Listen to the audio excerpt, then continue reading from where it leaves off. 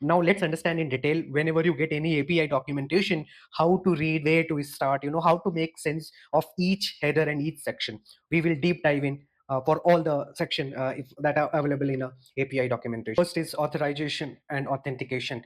How to securely access the API and what does it mean? This section basically talks about how the API verify if you are allowed to use it. It's like showing your ID card at a club to get in.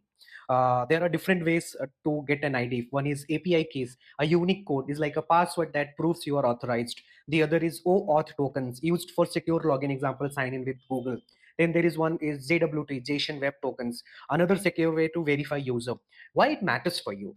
For example, let's say if you are in a sales call and clients really care about security, and if they ask, is this integration safe? You could say yes, it uses OAuth for secure access.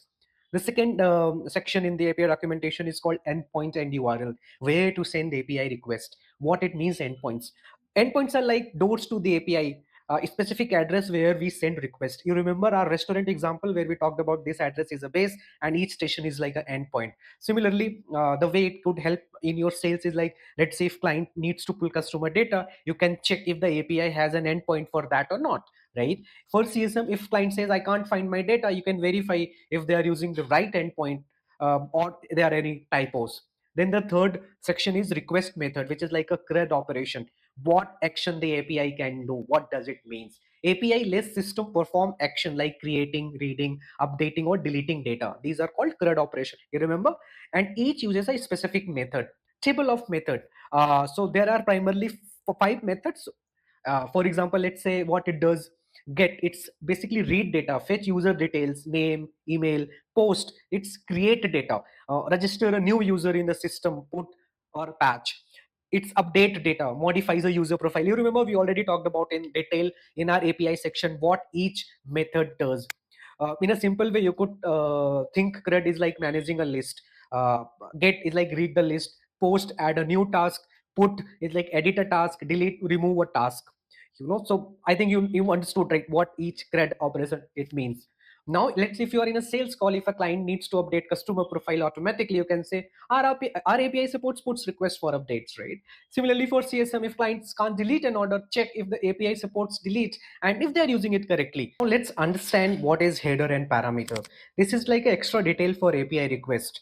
What does it means for header and parameter? It's like extra note you include it with your request. Headers is like additional info like your API key for security.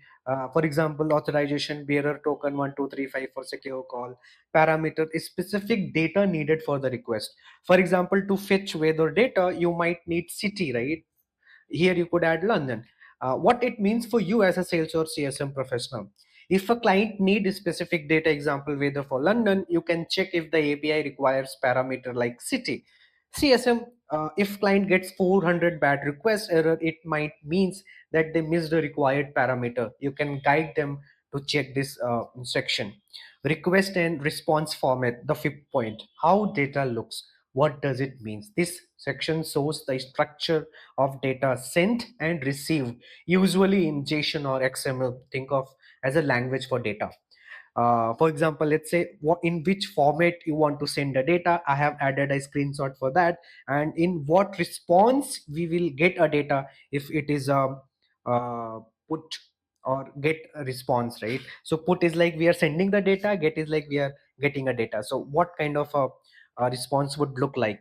So if you are a CSM, if client says this data looks weird, you can check if the response format matches their expectations.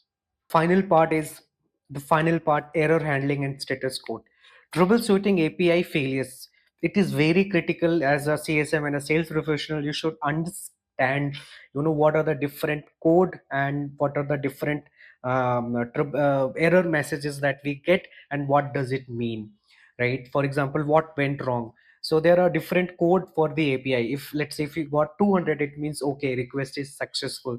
Example data is fetched. 400, it means bad request, means some field is missing. It might be customer ID or it might be anything.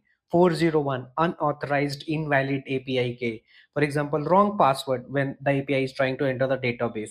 Internal server error, it's like API is down. The best way to understand these different code is like a traffic light. 200 green light, all good.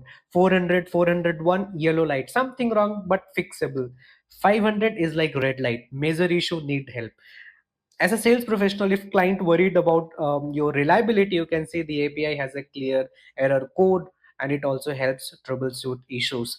So let's understand now how you as a CSM or a sales professional can check if the API is working fine or not. It's very easy, it's very fun.